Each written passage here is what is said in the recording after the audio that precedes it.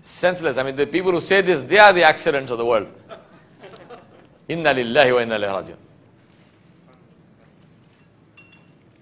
But when a mu'min who understands Allah subhanahu wa ta'ala, when he does research in the creation, when the Muslim scientist looks at the world, automatically he says, Subhanaka faqina azab an-nar. So what did Allah create, my brothers and sisters? Let's look at some of the signs of our Rabb. Allah subhanahu wa ta'ala created the blue whale. 108 feet long, 32 meters, 190 tons in weight. The largest creature that ever existed.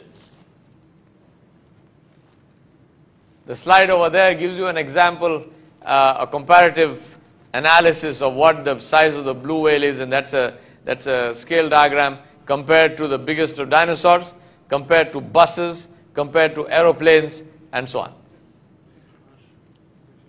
Ajib, eh? That is a picture of a blue whale breaching.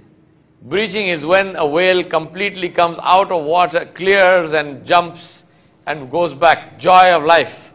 Imagine, through water, what force and speed must it swim at to be able to come clean out. You're talking about 190 tons becoming airborne. Ajib. Qudrat of Allah subhanahu wa ta'ala. This is our Rabb, my brothers and sisters. This is our Rabb. Rejoice that Allah has given you the basira to recognize Him. Rejoice that you are not among those stupid people of the world who look at this and say this is an accident. Inna lillahi wa inna ilayhi raji'un. That is a scale diagram of a heart of a blue whale.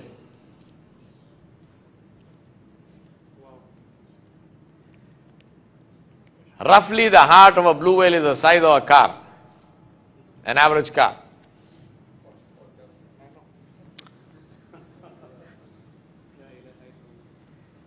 The call of the blue whale, the sound of it, is 188 decibels. What does that mean?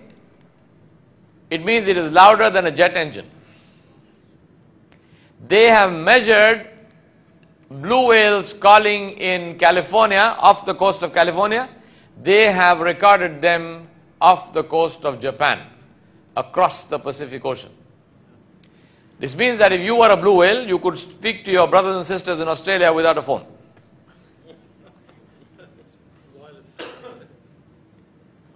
The tongue of a blue whale weighs 4 tons, the size of an elephant. The mouth of the blue whale can hold 90 metric tons. An average caterpillar dump truck holds 10 tons.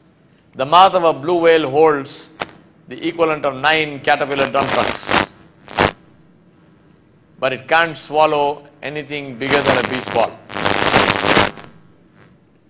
I want to tell you to keep on asking yourself one question every time I give you a fact. And what's the question?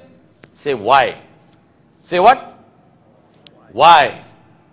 Why must you create a mouth that holds 90 metric tons but it cannot swallow anything bigger than a beach ball? Ask yourself, if you were the creator, what would you do? How would you create? Think about that. Ask yourself why. The blow of the blue whale, and that's the picture in the center, that is not the fountain off the coast of Jeddah, that is the blow of a blue whale. 50 feet straight up in the air.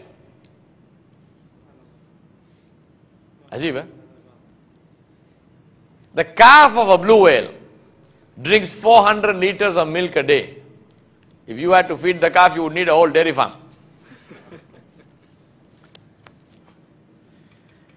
The blue whale eats krill, and it needs and eats 8,000 pounds of krill, 8 tons of krill per day, which is 40 million krill. Now you know what is a krill? That is a krill. A krill is a small prawn. Blue whales are Shafi'i, so they eat prawns, they're not Hanaf. Interesting thing about a krill is that little thing has actually a lifespan of up to 10 years, if it keeps clear of blue whales, obviously. To give you an idea of how big a krill actually is, that's how big it is.